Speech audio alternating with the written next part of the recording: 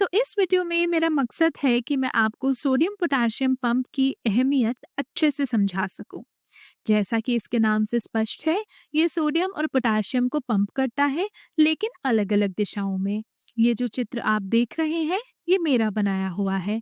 ये है sodium potassium pump का चित्र। ये एक पार छिल्ली प्रोटीन संरचना है। विराम अवस्था में ये कोशिका के अंदर की तरफ खुला होता है और इसे सोडियम आयनों से लगाव होता है। आप देख सकते हैं, यहाँ 3 सोडियम आयन नीले रंग से दर्शाए गए हैं। ये तीनों इस पंप से बंधते हैं। जैसे ही ये बंधते हैं, पंप को एटीपी यानी कि एडिनोसाइन ट्राइफॉस्फेट द्वारा फॉस्फोरिलीकरण किया जाता है। ये प्रक्रिया ऊर्जा जारी करती है और पंप की आकृति यानी कि संरचना बदल देती है। नई संरचना में पंप बाहर की तरफ खुल जाता है और अंदर की तरफ बंद हो जाता है। अब इसे सोडियम आयनों से लगाव नहीं रहता, बल्कि पोटेशियम आयनों से लगाव हो जाता है। ये अद्भुत है कि ऊर्जा के जरिए ये प्रोटीन सच में सूक्ष्म मशीनों की तरह काम करते हैं। संरचना बदलने के बाद तीनों सोडियम आयन कोशिका से बाहर निकल जाते हैं।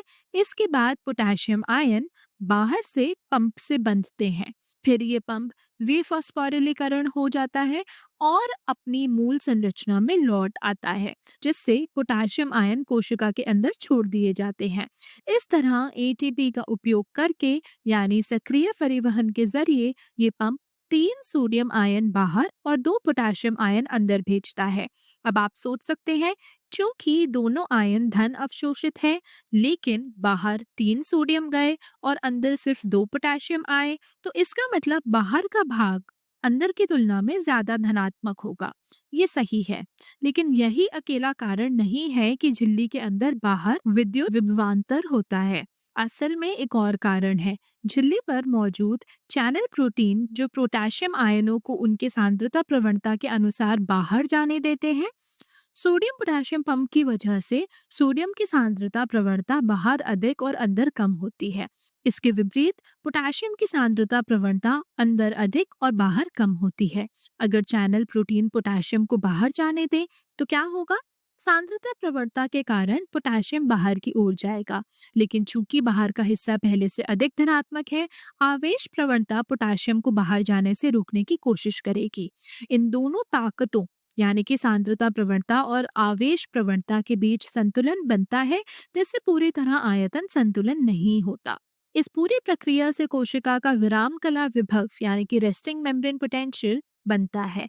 न्यूरॉनों में ये लगभग ऋणात्मक 70 मिलीवोल्ट होता है, कभी कभी ऋणात्मक 60 से ऋणात्मक 80 मिलीवोल्ट के बीच।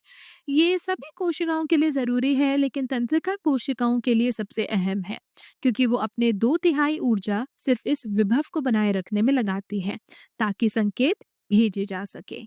सोडियम पोटेशियम पंप ना सिर्फ विरामकला विभव बनाए रखता है, बल्कि बाहर सोडियम की अधिक सांद्रता को बाद में अन्य सक्रिय परिवहन प्रक्रियाओं जैसे कि ग्लूकोज का सह परिवहन में भी इस्तेमाल किया जा सकता है।